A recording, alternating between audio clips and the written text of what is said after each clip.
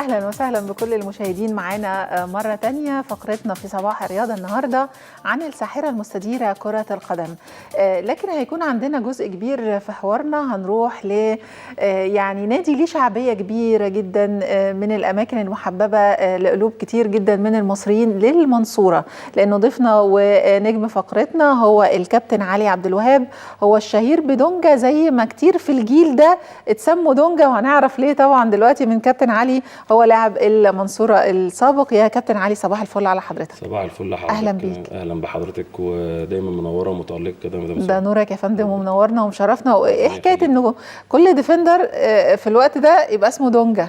هو طبعا دونجا لاعب البرازيل، طبعا كابتن منتخب البرازيل.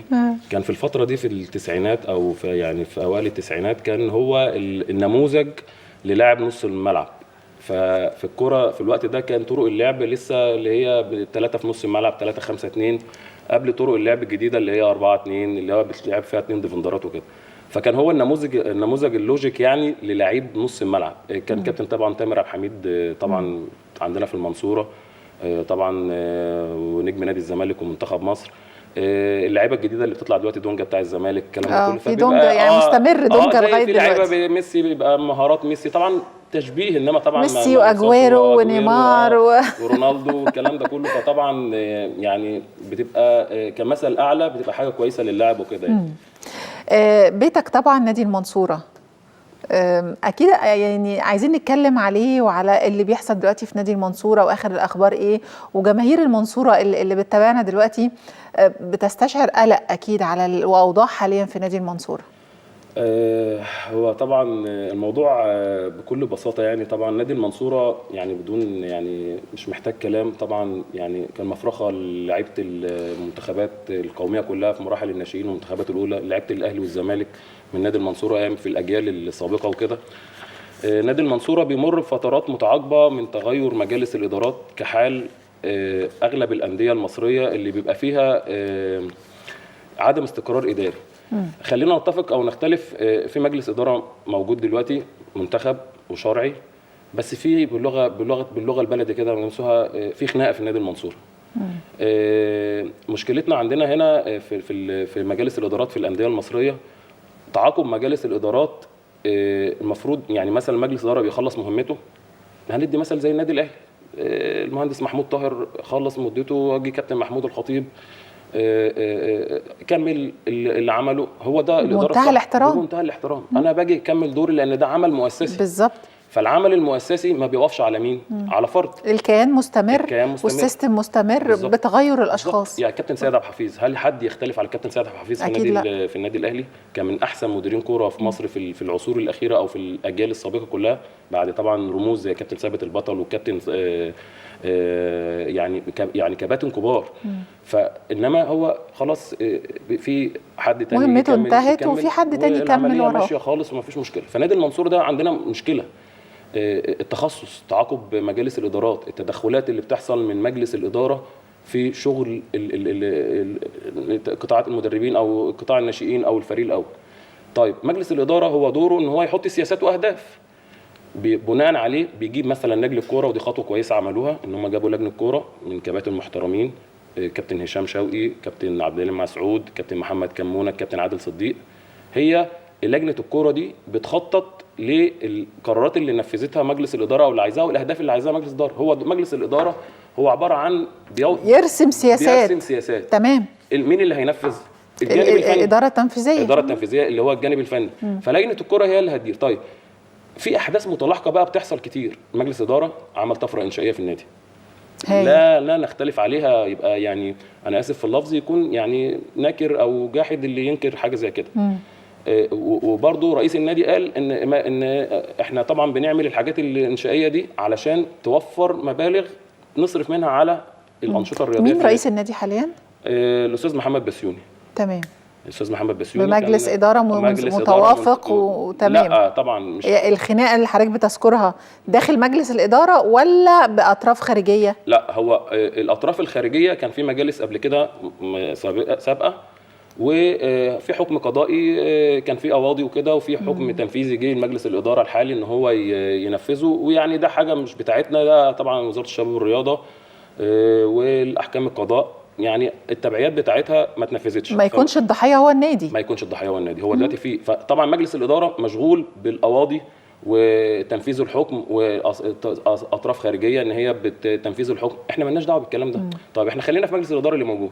مجلس الاداره اللي موجود ناس محترمه وكلهم اصدقائنا وناس كلهم محترمين، بس مش لازم مثلا اللي يمسك مشرف على الكوره يكون يعني مارس كره القدم او مشرف على الرياضه. ما هو انت دورك اداري، انت بتحط الناس اللي تبقى ساهمت او لعبت، الرجل المناسب في المكان المناسب. اما يكون المناسب. عندي بقى عضو مجلس اداره تحت السن كادر جديد اسمه حسن بادع، المهندس حسن بادع، يعني ده راجل الوحيد اللي لعب كوره، لعب في نادي المنصوره ولعب في بلديه المحله وفي الزمالك في الناشئين، ويعني كادر اعداده، يعني راجل دخل في مجلس ادارات في جانب اداري وهو عنده الجانب الفني لانه لعب ومارس. هايل. اللي مارس ولعب غير اللي شاف من بره بس. انت فاهم؟ فليه نبعده عن اشراف مثلا على قطاع الناشئين او الفريق الاول؟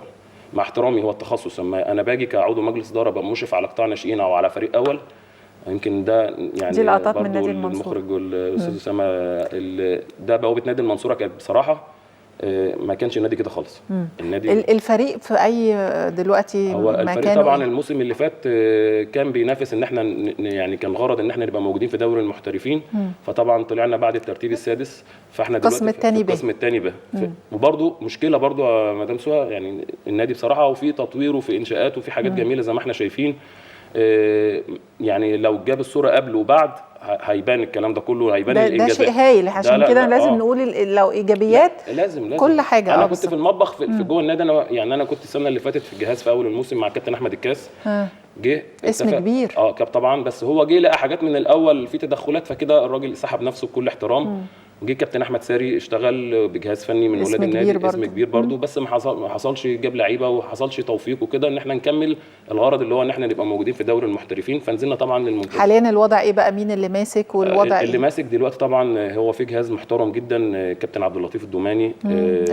يعني اسم كبير، اسم برضه محترم جدا، وبرضه ليه خبرات في الدرجات الثانيه والثالثه في صعود بعض الفرق وكده.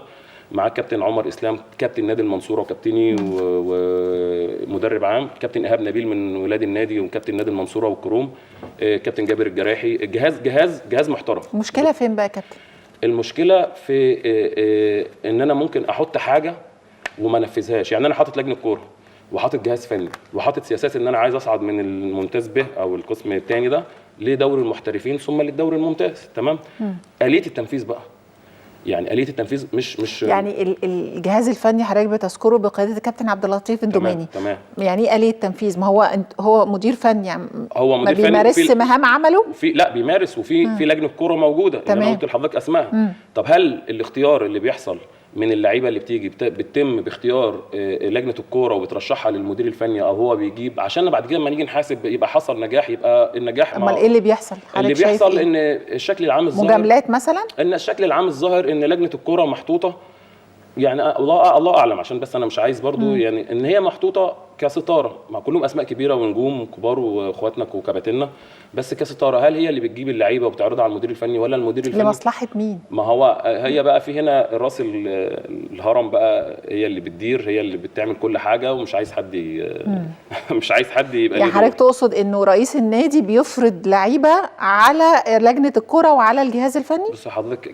كان انا هقول لحضرتك مثل بسيط. كان في مدير كوره نهى الموسم اللي فات، ابن من ابناء النادي، كابتن شريف ابو العزم، كادر اداري كويس جدا، شخصيه محبوبه، شخصيه قياديه، كان موجود. كابتن شريف ابو العزم في اعلان مجلس الجهاز الفني الجديد في بدايه الموسم اتعلن ان هو مدير الكوره، وفي يوم الاعلان استقال. ليه؟ ياه، في نفس اليوم؟ في نفس اليوم. طيب هل مدير الكوره ده مش هو حلقه الوصل بين الجهاز الفني ومجلس الاداره؟ طيب ليه استقال؟ وليه يعني هو السنه اللي فاتت لما مشاكل في اخر الموسم وكان في شويه حاجات كده لمها، وده دور مدير الكوره ان هو يبقى حلقه الوصل بين الجهاز الفني ومجلس الاداره. ولغايه دلوقتي يا كابتن علي مفيش اجابات؟ مفيش مدير الكوره في لجنه لا مفيش اجابات. هو ليه ابتعد في نفس اليوم هو حصل بقى يعني صلاحيات يعني معينه اتخذت منه؟ هي الصلاحيات دي بتمنح ما بتقتنص. يعني انا بمنح، انا مدير كوره عندي صلاحيات، انا عندي جوب ديسكريبشن زي ما بيقول، او انا عندي مهام لوظيفتي 1 2 3 4 بالظبط كده. فالمهام دي ان هو كان في مشكله بين اللعيبه وحصلت، وهو خد قرار فيها، وفوجئ بعد كده ان اللعيب ده خد معاه قرار ان هو طب انت هتظبط اوضه اللبس ان هو ان هو موجود في التمرين. في نفس اليوم نفس اليوم او يوم تاني بقى ايا كان. انما انت يبقى انا كده هبتي كمدير كوره. طيب هو ده بيوضح بقى الحال. انا من غير ما نخش في تفاصيل كبيره. أيوة الموضوع كبير جدا. وزي ما احنا قلنا ان احنا بناخد دايما مجلس الاداره او اي عمل تطوعي، ده عمل تطوعي بناخده كتوتال. ما ناخدش جانب اخفاق ونسيب جوانب تانية ايجابيه، لا احنا بناخد كتوتال. بس نادي المنصوره نادي معروف طول عمره بشعبيته في الكوره. هو نادي رياضي ثقافي اجتماعي، والجانب الاجتماعي مهم جدا والجانب الثقافي مهم جدا، وده حصل فيه تطور كبير جدا. انما الجانب الرياضي اللي هو فيما يخص فريق الكوره وقطاع الناشئين.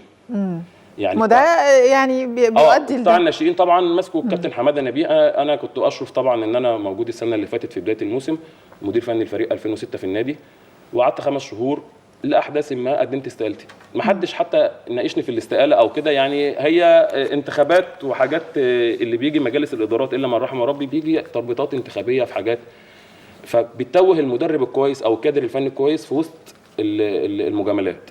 فكابتن حماده نبيه بصراحه اسم كبير، مدير قطاع الناشئين، انا اشتغلت معاه شخصيا قبل كده، عين خبيره، بس قدم استقالته برده من الفتره اللي فاتت لتدخلات ورجع تاني.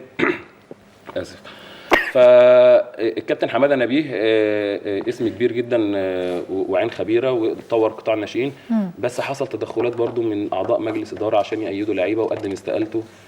يعني المواضيع انا بتكلم بكل صراحه وبكل شفافيه. ده جميل جدا. يعني دلوقتي كابتن علي عبد الوهاب بينقل لنا الصوره من وجهه نظر لاعب من اللاعبين القدامى في نادي المنصوره، خلينا نقول مدرب من جمهور نادي المنصوره. حضرتك عضو طبعا اكيد في النادي. عضو في النادي بس يعني عضو جماعي، وما دخلتش النادي بقالي 8-9 شهور من ساعه ما مسكت بس طبعا يعني نيل الرياضه معروف عنها انه الراي والراي الاخر في حق الرد مكفول. يا ريت بجد نقدر طبعا من خلال يعني لو الوقت هيتسع النهارده زميلنا رئيس التحرير اسامه عبد العزيز، او طبعا في فقرات اخرى على مدار برامجنا المختلفه، يكون في رد من قبل بقى المسؤولين في نادي المنصوره على الصوره اللي وضحها الكابتن علي. فنتمنى ان ده يكون موجود، لانه لما نسمع الراي والراي الاخر والحقيقه يهمنا الحقيقه، يهمنا الانديه الكبيره الشعبيه والجماهيريه. طبعا بشهاده الكابتن علي انه في طفره انشائيه وطفره على المستوى الاجتماعي داخل النادي، لكن قطاع الكره ده جانب مهم جدا بيهم كتير جدا من جماهير المنصوره، واحد من الاسماء العريقه جدا في كره القدم المصريه. مره ثانيه حق الرد مكفول للكل. طيب كابتن، يعني هندخل بقى من نادي المنصورة على يعني نطاق أوسع شوية، هو دوري المحترفين ودوري القسم الثاني، اللي هو على فكرة ما بقاش اسمه دوري المحترفين، هو قسم ألف وب، لأنه محترفين أو من باب أولى الدوري الممتاز هو اللي يبقى اسمه دوري المحترفين بالزبط. ده المفترض يعني المفترض. فخلينا نتكلم عن الدوري ألف الأول، وبعدين نتكلم برضو على ب والنظام وهيحصل إيه في الفترة اللي جاية. هو حضرتك طبعا نظام دوري المحترفين حاجه جميله جدا، بس انا عندي اطار حطيته للناس وللانديه والجمعيه العموميه، وحصل برضو فيها اختلافات الفترات اللي فاتت، ان في انديه عايزه تطبق دوري المحترفين وفي انديه عندها مش عايزه تطبق، والكلام ده كله حاجه جميله جدا. بس الاحتراف مش او دوري المحترفين مش اسم بس، لازم يكون في تحتيه طبعا آلية التنفيذ اللي هي تخلي. طيب انا عندي دلوقتي حطيت دوري محترفين، هل انا حطيت جانب تسويقي للدوري لغايه النهارده؟ لا. طيب هل انا عندي ملاعب تصلح لدوري المحترفين لكل الانديه ال20؟ لغايه النهارده لا. طب هل انا عندي قنوات النقله؟ يعني لا طبعا احنا عندنا لغايه النهارده لا. طيب يبقى دوري المحترفين ازاي؟ معلش حضرتك، احنا دلوقتي لما بنتكلم على منظومه وعلى تسلسل عشان يبقى في نجاح. كرة القدم هو على فكرة حددوا يوم ايه تقريبا 15 بالظبط. طب النهارده 6. هل ده كله كده في يعني في مفاجأة هتحصل بوم؟ احنا كلنا نادي. طب في أندية في الدوري المحترفين أندية عندها يعني مصادر دخل، فبالنسبه له دوري المحترفين ممكن المصدر اللي هيجي له من اتحاد الكوره او من الرعايه هيبقى مصدر اضافي ليه، هيساعده وهيزقه لقدام. طب في انديه ما عندهاش، طب هو ده هيعمل ايه؟ طب ده هيلف على مستوى الجمهوريه 20 نادي، هنلف على مستوى الجمهوريه، اسوان هتلف، اذا كان في الدوري الممتاز كانت بتعاني. طب الحاجات دي كلها محتاجه. الدوري الممتاز كان بياخد بس فضائي وكان بياخد حقوق رعايه وما كانش بيكفي طبعا. يعني معلش نادي اسوان كان بيختم الدوري وهو في مشكله كبيره ماديه جدا يعني من الفرق اللي الواحد بصراحه زعل عليها، ويعني دي كانت حلاوه الدوري السنه اللي فاتت والاثاره بتاعته، ان هو لغايه اخر دقيقه كان الفرقه اللي بتنزل اسوان كانت ممكن تكمل الداخليه كان حقيقي. فهي دي انما المصادر الماليه والتسويقيه والكلام ده كله هي اساس الجانب الفني. عشان اختار لعيبه وعشان اقدر اوفي بالالتزاماتي الماديه مع اللاعبين والاجهزه الفنيه لازم يكون عندي مصادر. تمام. فدوري المحترفين حاجه جميله. هل يعقل يا مدام سؤال ان احنا مثلا كاتحاد كوره ما عندناش لجنه فنيه او مدير فني للاتحاد؟ ما هو مين اللي هيحط السياسات الحاجات دي كلها؟ طب احنا الكوادر اللي في اتحاد الكوره حد يطلع يبقى مسؤول ويتعلم او يعرفنا اساليب الاداره او احنا نتعلم شويه. طب هو في سؤال تاني برضو يعني الاجابه عليه الحقيقه انا مش قادره افهمها ولا نعرف نسال مين. هو ليه ما فيش رابطه يعني في رابطه الانديه المحترفه؟ طب ما هو الانديه دي برضه المفترض انها تبقى محترفه. كلام حضرتك يعني مفترض الرابطه دي تضم كل انديه مصر. لا هو زي كل قسم او كل درجه المفروض يكون لها او دوري طالما اسمه محترف. اسمه محترف. اساسا حته الاحتراف كمان حتى كمان في عقود اللاعبين وكده والكلام ده كله فيها. يعني هل المفروض يحصل يبقى في رابطه ثانيه؟ بالظبط. يعني كل درجه رابطه؟ ما هو رابطه الانديه المحترفه المفروض التراخيص اللي اتحددت من الاتحاد الدولي او الاتحاد الافريقي واللي ماشي فيها الاتحاد المصري ان هو كل نادي بيبقى عنده كده حاجات معينه اللي هي بتخليه في تراخيص الانديه اللي هي المحترفه. شركه كوره زي النادي الاهلي ما عامل شركه كوره وليها نظام وكذا والكلام ده كله. فالمفروض الانديه اساسا يبقى عندها المصدر ده زي لايسنس او رخصه او كده. رخص طيب احنا اساسا مش عندنا ما عندناش كام نادي اللي معاه رخص الاحتراف. وهي الرابطه اصلا مفترض تبقى مشهره بشكل معين بالظبط وليها مصادر زي يعني بصراحه رابطه الانديه المحترفه في الدوري الممتاز السنه اللي فاتت يعني السنتين عاملين شغل كويس جدا. شغل كويس جدا. الاستاذ احمد دياب وطبعا وعماد متعب ويعني في ناس متخصصه عاملين شكل الدوري وجابوا راعي جديد والكلام ده كله وحتى شكل الدوري وفي التنظيم بتاعه والماتشات الانتظام بتاعها وانتظام المسابقه والكلام ده هايل. طب احنا عايزين الكلام ده تحت بس احنا هنبدا خطوه قبل خطوه. يعني احنا لسه بنتكلم دلوقتي بنقول ان مفيش رعايه. اقل نادي عايز من 10 ل 15 مليون جنيه رعايه مصاريف سنويه عشان التعاقد مع اللاعبين الاجهزه الفنيه التنقلات الماتشات المعسكرات. صح ولا انا غلط؟ طبعا. هو اهم من ان انا اخد القرار توقيت القرار. بالظبط. يعني انا اخد القرار امتى وهنفذه بقى ازاي وابقى قوي لدرجه ان انا اقفل اي ثغره او اسد اي انتقاد او ابقى جاهز لاي اتهام ممكن يوجه ليا. بالظبط. احنا بعيد قوي يا مدام سهى. ليه؟ عشان الناس بره يعني مش هنقول بقى في اوروبا او في الدوريات الاوروبيه، هنقول في الدوريات العربيه. السعوديه بتعمل ايه دلوقتي؟ السعوديه بتصنف نفسها، حاطط لنفسه تارجت وحاطط لنفسه هدف ان هو يبقى من احسن 10 دوريات على مستوى العالم في خلال ال10 سنوات الجايه على او 6 سنوات الجايه لغايه ما 2030 اللي هو كاس العالم. فلازم ان انا قرار انا اخدته جميل جدا وبقالنا 2-3 بنتكلم في تفاصيله ودوري المحترفين وبتاع. قبل الدوري باسبوع او 10 ايام معقول ما عنديش كل التفاصيل المهمه التسويقيه. وعلى فكره دوري القسم الثاني ده في كل حته في الدنيا قوي جدا جدا جدا, جداً في كل يعني في كل الدوريات بيبقى برضو ليه اهتمام وليه رعايه واذاعه. بالظبط. ده احنا حضرتك احنا هنا القسم الثاني اللي حضرتك كمان بتتكلمي فيه عن 6 مجاميع المفروض بتوزيعه جغرافي.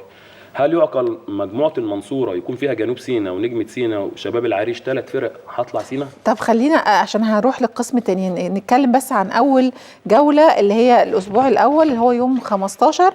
في رايه مع طنطا، في وادي دجله مع مصر للمقصه، في السكه الحديد مع لافيينا، في النصر للتعدين مع بترول اسيوط، بروكسي مع القناه، بتروجيت مع اسوان، النجوم مع مكادي، دكرنس مع الاتصالات، جمهوريه شبين مع غزل المحله، حرس الحدود مع ابو قير للاسمده. مواجهات قويه جدا. طبعا احنا طبعا عندنا هل اتحددت بقى الملاعب والحاجات دي؟ ما هو ده اللي بنتكلم فيه. هو الملاعب اساسا لدوري المحترفين طبعا لازم كلها تبقى ملاعب صالحه زي الدوري الممتاز. احنا عندنا في الدوري الممتاز حتى كمان في ملاعب بيبقى عليها اختلافات بتكون الارضيه بتاعتها مش كويسه او النجيله. فهل الملاعب دي اتحددت بتاعه الفرق اللي هتلعب عليها كلها وهل هي صالحه لدوري المحترفين؟ لسه برضو ما يعني في انديه ما تحددلهاش الكلام ده في الدوري الممتاز. نادي بلديه المحله طبعا البث الفضائي وطبعا الرعايه والكلام ده كله لسه غير محدد. طبعا احنا عندنا طبعا 3 انديه نازلين من الدوري الممتاز لدوري المحترفين، غزل المحله واسوان وحرس الحدود. المباريات الاولى بتاعتهم جمهوريه شبين مع غزل المحله، وجمهوريه شبين كانت عامله شغل كويس جدا السنه اللي فاتت بصراحه ويعني كانت منافسه طول الموسم في المجموعه بتاعت بحري. غزل المحله طبعا نازل يعني مش عايز يقعد كتير او عايز يطول في تحت، وبصراحه في دلوقتي تعاون هناك في مجلس الاداره وان هم يطلعوا بسرعه. في بتروجيت طبعا هتلاعب اسوان، يعني مواجهات ان الفرق اللي نازله من الدوري الممتاز هتلاعب فرق لها تاريخ زي بتروجيت، ان طبعا طول عمره في الدوري الممتاز، السنه اللي فاتت برده كان ماشي كويس جدا. اسوان طبعا هيبقى عنده مشاكل ماديه كانت في الدوري الممتاز، فطبعا دلوقتي في الدوري الممتاز هتستمر اكيد وهتزيد لان انت في الدوري الممتاز كان بينزل القاهره مثلا، اغلب ماتشاته في القاهره في اسكندريه في محافظتين 3. في الدوري المحترفين انت هتلف على مستوى الجمهوريه من اقصى الصعيد للمناطق البعيده، فطبعا هتبقى مشاكل جامده جدا. عندنا طبعا حرس الحدود مع ابو قير الاسمده، 3 مواجهات ناريين للفرق اللي نازله من الدوري الممتاز مع فرق قويه. ابو قير الاسمده برده كان منافس قوي السنه اللي فاتت. ما عادش خلاص كل الفرق شكل بعضها بقى. يعني انا دلوقتي في دوري المحترفين، يعني انا كل فرقه استعدت في الماتشات الوديه او الاستعدادات او التعاقد مع اللاعبين او اجهزه فنيه او كده. يعني نتمنى رغم وجود السلبيات دي كلها ان الفرق ان نشوف دوري قوي يعني منافس للدوري الممتاز، ونطلع منه في الاخر احنا ايه الغرض بتاعنا اللي احنا عايزينه، هو ده كله صالح مين؟ هو احنا ما فيش خلاف يا كابتن علي انه احنا عندنا جماهيريه وعندنا شعبيه وعندنا شغف كبير جدا في جماهيرنا لكره القدم، ونقدر نعمل كل ده، لكن هي المقدمات بتؤدي لنتائج.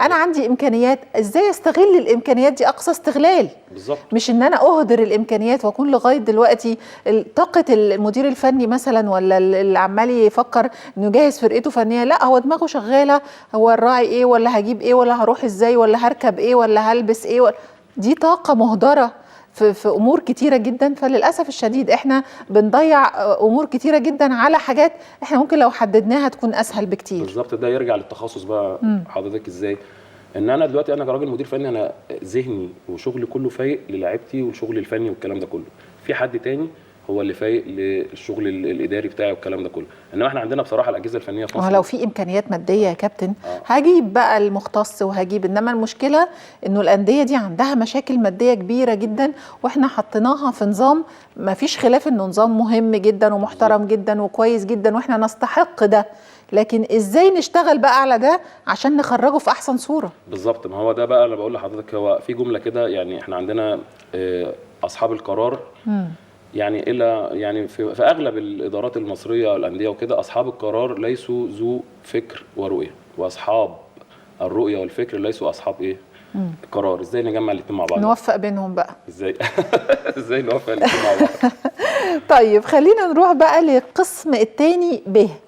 هم 56 فرقة متوزعين على 3 مجموعات. احكي لي بقى يا كابتن النظام ايه؟ يعني في مجموعة أولى ألف وب، مجموعة تانية ألف وب، مجموعة ثالثة ألف وب. هو ده اللي احنا بنتكلم فيه بقى، ان هم متوزعين تقسيم جغرافي. المفروض هم 6 مجاميع، يعني 6 مجاميع جوه كل تقسيم جغرافي ألف وب زي ما حضرتك، يعني 3 مجاميع. يعني المجموعة الأولى عندنا في الصعيد الأقصر، قوس، شباب قنا، طهطا، ديروت، شباب مغاغه، بني مزار، المنيا. تمام. دي اللي هي اللي جوه المجموعه الاولى ب، يعني الاولى بتنقسم لالف وب. الوسطي نجوم مصر، الفيوم، شباب طاميه، الترسانه. شوفي بقى حضرتك هنا فين؟ طب ازاي كده؟ ما هو ده اللي احنا بنتكلم فيه. الشمس والنصر ومستقبل سبورت والترسانه والعبور، دول انديه فين؟ في القاهره. في الجيزه، القاهره والجيزه. تمام. طب دول الفيوم ده في اول الصعيد، شباب طاميه، نجوم مصر في القاهره برضو. ده الشمس بالظبط، والترسانه والنصر والمستقبل سبورت ده تقريبا في القاهره. طب انا بس هسال سؤال، على اساس ايه ده؟ باختيار النادي ولا باختيار اتحاد الكوره؟ ده اللي احنا بنتكلم فيه يعني هو مكتوب المفروض ده توزيع ايه؟ جغرافي. بالظبط كده. يبقى احنا انديه الصعيد، يبقى احنا بنقسم الصعيد لنصين مثلا.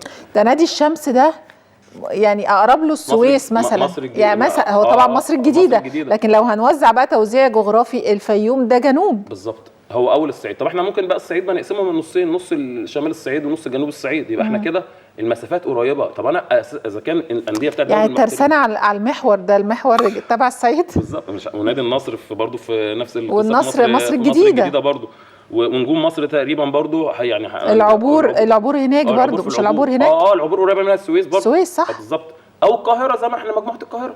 طب احنا دلوقتي حاطين ده كده، ما هو ده اللي احنا بنتكلم فيه. مستقبل سبورت ده فين؟ مش المستقبل ده اللي هو مستقبل وطن تقريبا هو ده مستقبل وطن في القاهره برضو. طب احنا بنقول توزيع جغرافي، ازاي الكلام ده بقى يحصل؟ طب الناس دي اذا كان انديه الدوري المحترفين عندها مشاكل في الدخل صح؟ طب هم دول هيلعبوا دوري مش هيلعبوا دوري طويل، يعني عدد الفرق قليل، وبرضه في مشكله ان انت هو النظام هيكون ايه بقى؟ النظام عندك من دور واحد هيبقى دوري، لا ده من دورين. الست مجاميع، يعني هم 3 مجاميع الف وب، 6 مجاميع هياخدوا منهم، هياخدوا اول كل مجموعه يبقى عندي 6 فرق. 6 فرق. اول كل مجموعه المجموعه الاولى الف والمجموعه الاولى ب يلعبوا بعض عشان يطلعوا فرق رايح جاي. ماتش فاصل يطلعوا فرق، فيطلع من 6 مجاميع 3 فرق. ال3 فرق دول مع الفرقه الثالثه من دوري المحترفين هتعمل تصفيه بحيث ان هم ياخدوا منها من ال4 فرق فرقه تطلع دوري ممتاز. الممتاز بقى فوق خالص. من دوري المحترفين في المفروض الطبيعي انا بلعب دوري المحترفين، دوري انا الاقرب للصعود، انما انا اصفي مع حد تاني يطلع ينط درجتين. ده والله لوغاريتمات، يعني احنا في عالم يعني ينفع اطلع من الدور الاول للدور الثالث في خطوه واحده، ولا لازم اعدي على الدور الثاني؟ كان في دايما حاجه كده بيقول لك البث التجريبي، ده بقى البث التجريبي بيكون منطقي. يعني خلينا نكمل. طيب المجموعه الثانيه اللي هي اللي فيها المنصوره انا بقول لحضرتك طيب منتخب السويس في السويس، جنوب سيناء، نجمه سيناء، شباب العريش، شوف 3 فرق في سيناء، المريخ، شباب الازازين لسه صاعد من دمياط، اتحاد نبارون في الدقهليه، المنصوره، بالقاس، بني عبيد. طب اتحاد نبارون والمنصوره وبالقاس وبني عبيد وشباب الازازين ومنتخب السويس، هنقول دول الدقهليه ودمياط والسويس. طب نجمه سيناء وشباب العريش، هل يعقل بقى احنا المنصوره اللي كانت بتعاني او الانديه زي بالقاس وبني عبيد؟ طب ليه سيناء ما تعملهاش مجموعه مثلا؟ يعني لا، مجموعه قريبه منها من المحافظات الحدوديه اللي قريبه منها. يعني مثلا السويس او المحافظات خط القناه قريب من سينا، بورسعيد، السويس، الاسماعيليه قريبه من سينا صح ولا لا؟ طب ما هم حاطين كده. ما هم لا مش كده على طول، السويس جنوب سينا ونجمه سينا وشباب العريش من فوق على والمريخ. ما هي دي المشكله، انه تلاقي الدنيا ماشيه كويس شبه بعض وبعدين في كام نادي بعيد جدا. طب فين التوزيع الجغرافي؟ طب المجموعه الثانيه ب شباب تلا، الصيد بالمحله، دول ادي المنوفيه، المحله، كفر الشيخ جنب بعض، العاب دمنهور، شبابكم حماده، البحيره، سبورتنج اسكندريه، المجد السكندري اسكندريه، الاولمبي اسكندريه، الحمام، هلال الضبعه، برضو هم دول مظلومين. الساحل الشمالي مظلومين بصراحه. حتى السنه اللي فاتت في الدوري الممتاز لان هم بعيد، ما فيش حد قريب منهم. انما المجموعه دي منطقيه، التوزيع الجغرافي ليها منطقي شويه. تمام. عندنا المجموعه الثالثه الف، كيما اسوان، الالومنيوم، اسمنت اسيوط، ده الصعيد اهو كله، تليفونات بني سويف، استرن القاهره. لا ثواني يا كابتن بعد اذنك، هو احنا مش المجموعه الاولى دي كانت الصعيد؟ ما هو في مجموعتين، الاقصر وقوس وشبان قنا وطهطا وديروت ومغاغه وبني مزار، كل ده صعيد. وفي تاني كمان يعني كل. طب ثواني، طب ما احنا كنا شلنا الترسانه والشمس والنصر ومستقبل سبورت والعبور، وحطينا كيما اسوان والالومنيوم واسمنت اسيوط وتليفونات بني سويف، وحطينا بص بقى استرن كامباني، جولدي، الو ايجيبت، مصر التامين، اتحاد الشرطه مع بعض. مين بقى اللي ماسك المفتاح اللي بيشغل ده بجد يا جماعه؟ طب والله العظيم الموضوع منطقي جدا جدا. دلوقتي احنا حاطين في المجموعه الاولى ب فيها الواسطه ونجوم مصر والفيوم وشباب طميه، ده اوكي، كل ده صعيد زي الفل. في الترسانه والشمس والنصر ومستقبل سبورت والعبور، دول هنا في القاهره. تمام. بالزبط. هناك بقى في كيما اسوان والالومنيوم، اسمنت اسيوط، تليفونات بني سويف، كل ده صعيد زي الفل. ماشي كده 4 هم. بالظبط. في بقى استرن كامباني، جولدي، الو ايجيبت، مصر التامين، اتحاد الشرطه، دول القاهره. طب ما تحطوا القاهره مع القاهره والصعيد مع الصعيد، بس يبقى انا كده حتى ليه بنعسف الناس؟ ما هو يعني ايه، انا عايز اعرف التحليل بتاعها المنطقي عشان احنا لو هنفهم وهنقول انا يمكن في حاجه مش فاهماها، بس بالورق اللي قدامي مفيش منطق خالص. مفيش منطق توزيع جغرافي. 1 2 3 4 1 2 3 4 تمام. ده هيبقى ده سهله جدا، خصوصا ان كل مجموعه هو 8 فرق او 9 فرق، فانت التوزيع الجغرافي مش هتكلف الانديه جامد. ده هي مترتبه بالظبط. فيعني انا يعني احنا والله بجد حاجه فوق الخيال، اصحاب العقول في راحه. طيب المجموعه الثالثه ب عن بايونيرز برضو، نادي من الدقهليه. انا بفضل الله الحمد لله يعني كنت اشرف ان انا صعدت من الدرجه الرابعه للثالثه كمدير فني. تمام. في الدقهليه، ماليه كفر الزيات ونادي بايونيرز برضو عامل حاجه جميله جدا، اعطى رعايه نادي انبي، نادي انبي خدوا رعايه، ودي حاجه كويسه من انديه الشركات ان هي ترعى الانديه اللي هي طالعه جديده، وياما كنا بنقول كده، وبنقول الانديه الشعبيه كمان. ماليه كفر الزيات برضو ده الغربيه او البحيره، برضو انديه اسكندريه، البترول اسكندريه، طلائع الاسطول اسكندريه، دلفي اسكندريه، الانتاج الحربي ايه اللي جابه هنا في مجموعه اسكندريه، انتاج حربي القاهره، كهرباء الاسماعيليه، بور فؤاد بورسعيد، بورتو السويس في السويس. طب هنا عندنا انتاج الحربي عندنا 3 فرق من السويس. انتاج الحربي القاهره. تمام. طب اهو، طب استنى عشان دول ال3 فرق دول نحطهم مكان، نحطهم في مجموعتين بتوع القاهره ما معروفه، نجمة سينا والحاجات. هو حضرتك يا مدام سؤال، هم مجموعتين الصعيد ومجموعتين القاهره والقناه ومجموعتين بحري. الاسم المسمى بتاعهم يبقى الانديه اللي جوه فين؟ اللي جوه المناطق دي. احنا عاملين بقى ميكس جميل كده، مش عارف يعني ايه هو سؤال يعني ساذج شويه، مين اللي مسؤول دلوقتي؟ ما هو اللي مسؤول بقى دلوقتي، احنا في كل المفروض قسم ليه يعني كابتن عامر حسين في المحترفين. مين بقى اللي ما انا يعني بصراحه عشان ما اعرفش مين اللي مسؤول عن اداره كل قسم ليه لجنه في لجنه المسابقات اللي اداره انما النظام نفسه مين الشخص اللي مسؤول دلوقتي في اتحاد الكوره عن دوري القسم اللي هو الالف وب؟ والله ما نعرف يا مدام سهى، يعني هو ما حدش كان في لجنه اعتقد كان بيبقى كابتن خالد كامل اعتقد. دول مش من اتحاد الكوره. مع اللجان دي مشيت ولا موجوده؟ لا هي مش كابتن خالد كامل مش موجود.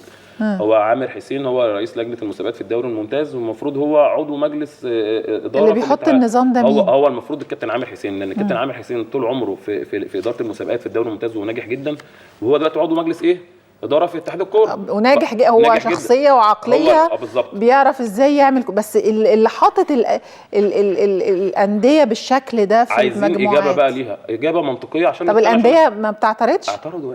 كل ده حصل جمعيات عموميه في دوري المحترفين، وحصل اللي فات ونادي المنصوره وانديه كتيره جدا، وحصل عقد اجتماع مع ودي وقالوا هنحدد خلاص هنراعي الظروف بتاعتكم، وفي الاخر طلع القرار زي ما هو بالدوري القرار. اصل بالورق اللي انا شايفاه ده يعني عفوا جدا انا اسفه ان حضرتك اسمك كابتن علي، اقول لك لا انت اسمك كابتن احمد. بالظبط كده، انت كابتن احمد، تقول له يا عم انا اسمي علي. انا ما هو انت كده اسمك احمد. احنا حضرتك احنا جوه المطبخ. طب انا دلوقتي الترسانه والشمس والنصر ومستقبل سبورت والعبور، وفي هنا اسمنت اسيوط وتليفونات بني سويف وشباب هنا وكيما اسوان والالومنيوم، ما هو دول مع بعض ودول مع بعض. يعني دول صعيد صرف ودول القاهره صرف. يعني الصعيد كمان مسافاته طويله من جنوب الصعيد لشمال الصعيد، مسافاته طويله، فهنقسمه نصين. الكلام ده في حاجه غلط. ما انا عشان كده بقول لك انا الورق قدامي المنطقي اللي احنا بنتكلم فيه فعلا.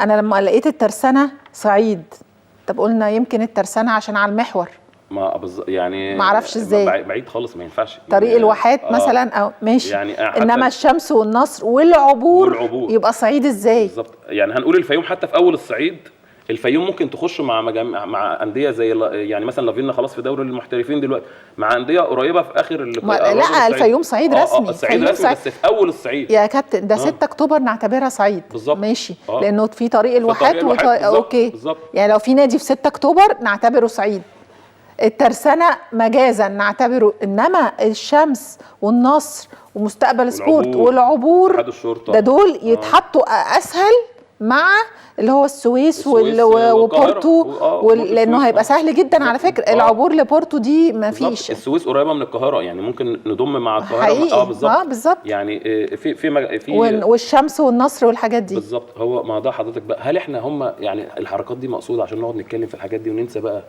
الجوهر بتاع الموضوع، الجانب الفني وشكل الدوري واللعيبه؟ وانا هركز في جانب فني ازاي اذا انا مدير فني دلوقتي محطوط في هقعد ادور والنادي مش عارف يوفر لي امكانيات، فانا لعيبتي هترهق ومش هبقى عارف اركز فنيا بالظبط. هو انا مع انه الامور سهله جدا يا جماعه. انا هسافر دلوقتي مشاوير فيها معسكرات بتطلب فلوس، في مصاريف مكافآت، والنادي بيقول لك ما عنديش، والنادي ما عندوش مصادر ومش متحدده الرعايه والكلام ده كله، مع ان الحاجات دي كلها في لجنه المفروض تبقى في اتحاد الكوره او في الكوره المصريه هي اللي مسؤوله عن التسويق الحقيقه. يعني اللي احنا يعني ناقشناه مع حضراتكم كنا بنتناقش بمنتهى الوضوح والعفويه، لانه فعلا الامر محتاج وقفه، الا اذا كان في حاجه احنا مش فاهمينها. يعني انا مش عارفه يعني لا الا كانت القرارات دي او ترتيب الانديه بالشكل ده في امور مش معروفه.